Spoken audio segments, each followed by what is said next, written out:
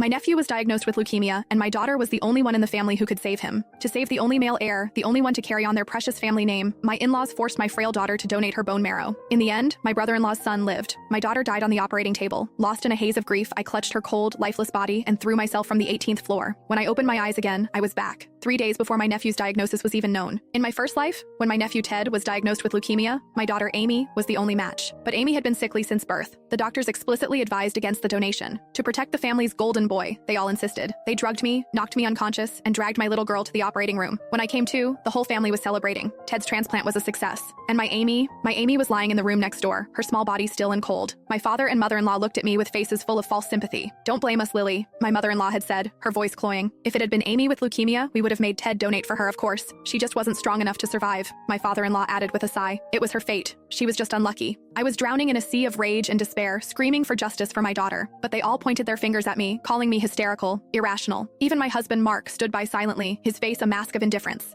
Utterly broken, I carried Amy's body to the highest floor and leaped. I never expected to open my eyes again, but here I am, 3 days before it all began. "Mommy, why are you crying?" A small voice pulled me back to reality. "Was it because I kicked off the blankets last night? Are you mad at me?" I turned, my vision blurred with tears. My daughter Amy, fresh from her nap, was looking up at me with wide, worried eyes. She was only 7, but her gaze held a wisdom that broke my heart. A fresh wave of grief and love washed over me. I pulled her into a fierce embrace, burying my face in her soft hair. "This time, Mommy won't let anyone hurt you. I swear it." I packed a bag, and the first thing I did was drive Amy to my mother's house. Later that afternoon, when I knew Mark would be off work, I called him. "Mark?" I began, my voice thick with feigned anguish. "I took Amy for a checkup today. The doctor said she has leukemia." I let a sob escape my lips. "Last time, you all said you'd make Ted donate if Amy were the sick one, didn't you? Let's see how you react to the news now." After hanging up, I drove home alone. When I walked in, my in-laws were fawning over Ted, the picture of domestic bliss. My arrival shattered the cozy atmosphere. The smiles vanished from their faces, replaced by annoyance. Before I could even step fully inside, my mother-in-law rushed forward. "Mark already told us about Amy," she said, her tone sharp and devoid of any sympathy. "We heard that even if you treat this disease, she'll be on medication for life. So we've discussed it, and we've decided it's better not to treat it. Besides," my father-in-law chimed in, not even looking at me,